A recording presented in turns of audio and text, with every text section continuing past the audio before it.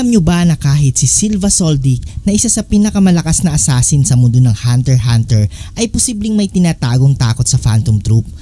Oo, tama mga idol na narinig nyo. Pero paano nangyari na ang isang Soldic, isang pamilya na kinakatakutan ng lahat, ay parang nagdadalawang isip kapag ang kalaban ay ang Spiders? Una sa mga rason ay ang misyon ng Soldic laban sa Phantom Troop. Nabanggit sa series na minsan nang pinatay ni Silva ang isa sa mga membro ng Phantom Troop. Pero bakit hindi niya tuluyang inubos ang buong grupo? Kung tutuusin mga idol, kaya niyang mag-hire ng buong pamilya para ubusin sila, pero hindi niya ito ginawa. Bakit? Posible na na-realize niya ang true threat ng Phantom Troop.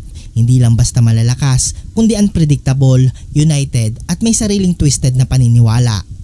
Pangalawa, ang psychological factor.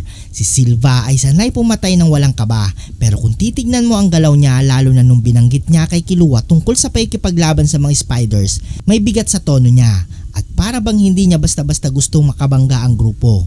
Determinado rin akong gawin ito, pero kapag nakaharap ko sila, kakabahan ako. Ganon din ako. 3 taon na nakalipas mula na kausapin kami ng aking ama. Kaya sana makaya ko.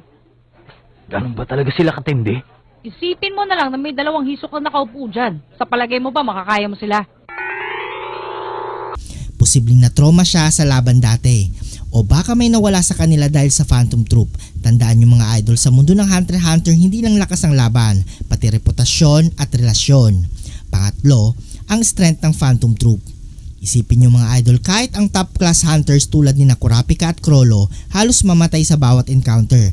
At kahit si Hisoka na sobrang tiwala sa sarili, kinailangan pumili ng tamang timing para umatake.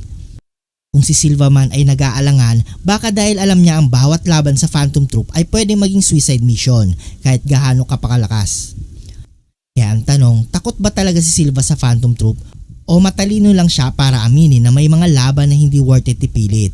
Ikaw, ano sa tingin nyo mga idol? Tapang ba o takot ang dahilan kung bakit tila umiiwas si Silva sa Phantom Troop? I-comment nyo sa baba ang theories nyo at huwag kalimutan mag-like at subscribe at kung gusto nyo pa ng Hunter x Hunter Deep Dives. あの形状毒か 0.1mg でクジラとか動けなくする薬なんだがさ、仕事で旅団の一人をやってるんだけど。何？珍しくぼやいてたんだ。